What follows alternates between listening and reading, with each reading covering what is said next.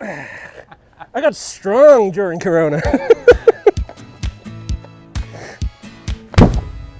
Okay. And we're back between two Yetis on a special MHG experience here in the heart of Fort Lauderdale at Pier 66, in the heart of American yachting. It is. And I'm with the Italian love god, Mark Bononi. Yep. Yeah. Mark Bononi, yeah. How are we shaking? Are we bumping? We should bump. Bump. Yeah. And we got the 6 feet, so we're good. Give or take. Give or take 6 feet. So over the course of the next hour, we're going to meet 5 of the people who are integral to, what does MHG stand for? Nothing. Stands for nothing. No. Stands for service. I've been prepped with that line. So what do you do for this MHG? Whatever they tell me to do. But the official title on the card. My official title is the director of the Yacht Division. Basically what I do is I manage our entire Yacht Division practice. So we're providing benefits to crew on board the yachts such as you see behind you, both on a group and individual basis for their employers. And now this is health insurance. Yes, that is correct. Opposed to insuring the actual boat, correct. Yeah. Yes, yep. Which, you know, I've spoken to you guys over the years, yep. And because we have foreign crew, yes, most of the time they don't appreciate that healthcare is not free. Absolutely. As it is in yes. where yes, yeah, and not only is it not free, but especially here in the U.S., it's very, very expensive. And very, very necessary. Yes, it is. Absolutely. Yeah. Yep. So what do? You are the head of the private yacht team. division, Yep. Mm-hmm. and there are multiple divisions within the company. That's correct. Yeah. And so basically we cover anybody who's in the marine industry. Doesn't matter whether it's a yacht, a commercial ship, a cruise ship, an offshore oil rig, basically anything that floats. And somebody works on it. And somebody works on it. Yeah, we're able to provide them with some sort of a so health this isn't package. just crew then. This is contractors. Contractors, concessionaires, entertainers. For example, even entertainers. Yeah, somebody who goes on a cruise ship for a week at a time to sing and dance for all the passengers on board. We provide them with insurance, so that they're covered while they're away from home, basically. Yeah, fair enough. Yeah, and we can also provide them with liability insurance as well if they need it, so that if they're doing a fire dancing act and they catch the stage on fire, then obviously they're liable for fire dancing on a boat. Happens. Doesn't sound like it's a good idea. It's not. But they do it all the time. So MHG has been going for 30 years. 30 years. And you are the longest standing employee? No, I'm not the longest, but I'm close. I've been there 16 years. Okay. So a little over half the time that the company's been in business. And how do they find you? I found them, actually. I found them on monster.com, if you can believe that, which is, back then it was actually a useful website to find a job. I'm not sure that it even exists anymore, but I'm not sure it does. Yeah. Monster. Yeah, I remember Monster.com. Yep. Yeah, Career Builder was around that time as well. Yeah. But that's how I found the opportunity, and I took the liberty of applying for the position with absolutely no knowledge of what the position even entailed. And so it wasn't until I got to MHG, which at that time was in Miami, that I found out it was for an insurance brokerage, and I thought, what in the world am I going to do with that? I had no insurance background at all at that time. Well, what's your background? I'm a pilot. Are you? I was, yes. What, commercial or? Private charter, yep. So that was my first career. Puddle hoppers, or are you? Yep, and jets? after private jets at the end, yeah, that's towards the end of my first career was private jets. What made you get out of that then? Because it's a lot like living the life of a yachty. You're gone all the time. You do not set your own schedule. It's difficult to have any sort of a family life. It's difficult to set any roots down. And so, I basically burned out is what happened. And that happens a lot in yachting as well. And so I just decided I needed a career change and just stumbled just by luck. And did you move for the job, or were you? No, I was already here. Okay. I was already here in Fort Lauderdale. Yeah. But you're where are you from? I'm from Illinois originally. Yeah. Midwestern. Yeah. There we are. Yeah. This is one of the reasons why I think MHG is quite a solid company. Yes, very diverse. Very diverse. When I came to MHG, I was the lone U.S. citizen in the company. Really? Yeah, absolutely. Yeah, we have I mean, we had Norwegians, we had British, we had German, and just a bunch of different nationalities, but I was the only American.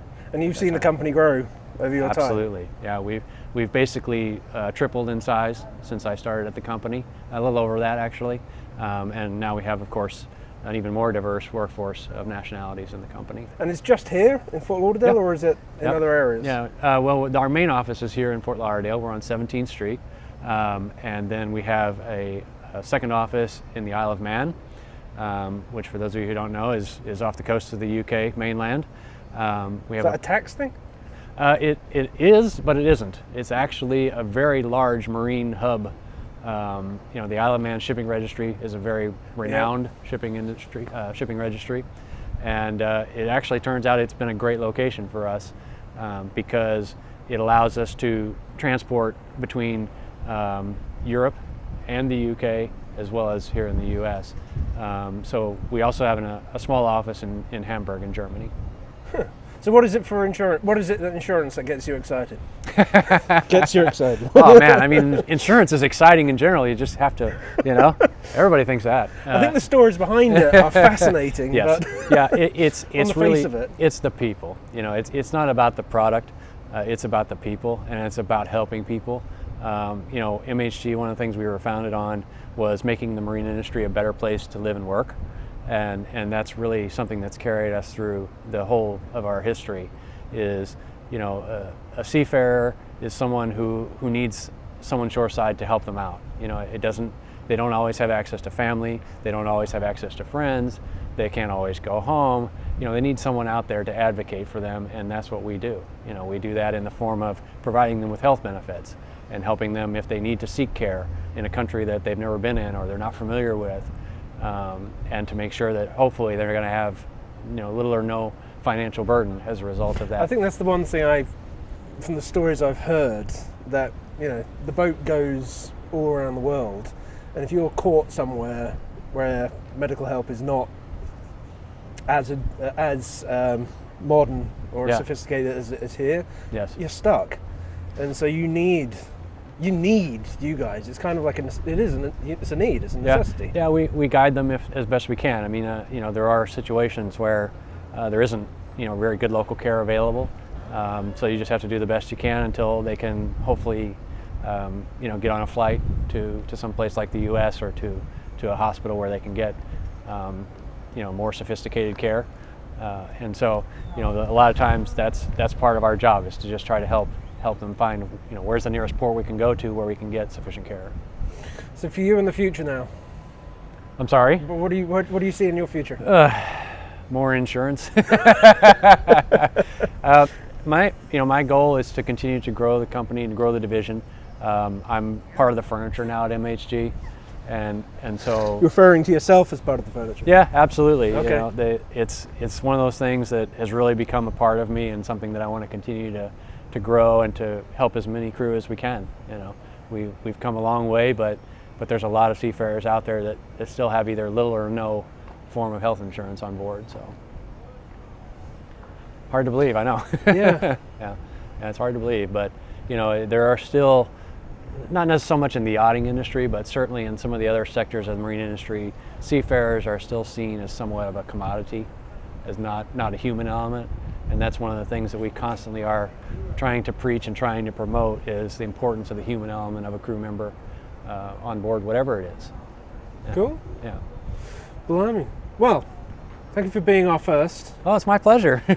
Everyone's got to have a first. That's right. Absolutely, yeah. Well, again, it's something that I've grown very passionate about. I mean, it sounds silly to think I would have never said that, 15 years ago. I would have never said, gosh, I'm passionate about insurance. But I really am, because I've seen over the years how so important it can be, for someone who needs it at a critical moment. Passionate about insurance. Yeah. I'm just thinking through all the people that I know insurance in this industry, and they are all passionate about insurance. Absolutely, yeah. Because we've seen it. We've seen just how important it is, and so many people don't realize just how important it is. Yeah. So, that's the only way you can get the message across, is you have to come at it with your heart. You have to come at it from a place of caring, and not just, here, I'm going to sell you this product. So, Huh. yeah. Cool. Well, we're about to interview Clayton. You're his boss, aren't you? We are a team. Team. We are a team. Team. And I'm so glad that he's a part of the team. I mean, Clayton's been with us, I guess, getting close to 10 years now, certainly 8 or so, and he has really come into his own as far as being an insurance professional. He's so well known in the industry. People respect him, and you know, I'm very excited that he's a part of our team. Cool. Yeah. All right. Well, we're going to try and not big Clayton up too much during these, but it's hard. Yeah, it is. It is. Yep. Yep. Wonderful. Well, it's good to see you, Mark. Hey, thanks very much. Appreciate that. Double bump. And the correct way of doing this medically is what? I have no idea. There isn't a. No. Fauci hasn't come up with it. No. It's wave from a distance. You know, safe distance. I did actually come up with one the other day. So when you see somebody. Ah, there you go. Chest pump. Yeah. And then when you say goodbye. Yeah. 2 of them. All right. That's great. That's great. Cool. Thanks very much. Okay, so this is part of the DVD. This is part of the DVD bonus extras. You are I'm told you're a budding quiz show.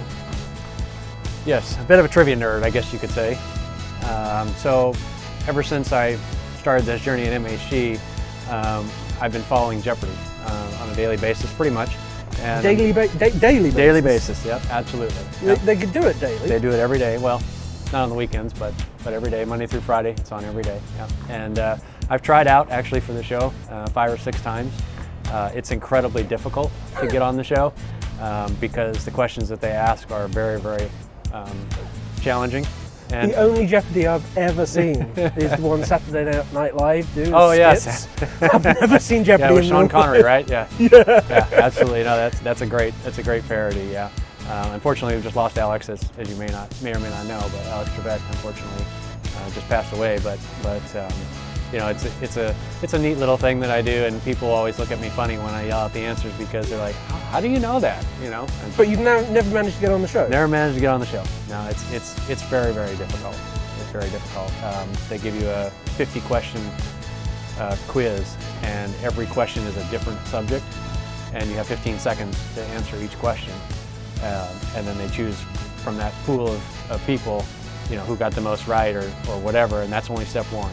After that, you go to a second testing, and then after that, you go to an actual audition in front of not in front of the actual studio audience, but in front of the committee, as it were, and then from that, they choose who gets to be on the show. So you can't just say I've been a lifetime fan. No. Please let me on. No, you cannot. It's a long road, and it's a challenging one, but it's fun. You know, I enjoy it. What about Millionaire? Millionaire, I don't know. It's kind of the same. It's the same process, but I never was really, you know, as adamant about that as I am with Jeopardy, because Jeopardy is so quick. You know, it's very fast paced. You got to be on your toes to be able to keep up. What's your specialist subject? My specialty subject? I don't know. Certainly not opera. But typically it would be play on words. You know, that's my specialty. I'm good with puns. I'm good with play on words. You know, things like that. Oh, really? I'm terrible at that. Yeah. I'm going to give you an opera question. Hold on. The lyrics from this opera. What is this opera? My flute was a devil to play. Absolutely no idea. Oh, you see, this is what you I don't know anything. I know. It's the magic. Is it the magic flute? It's the German one. Oh. I have no idea. Okay, I'm not going on that show either. Yeah, they call it the dreaded opera category for a reason. Yeah. You know, nobody knows anything about opera. A Hartmann's flute is a bit of a devil to play. Da, da, da, da, da. Ich beine von no, it'll be Either you're doing that terribly, or I have absolutely no idea what you're talking about. It's supposed to be German. Hold on. No, I can't. It's been a long time. Yes, indeed. Okay, cool. All right, that's our bonus extra.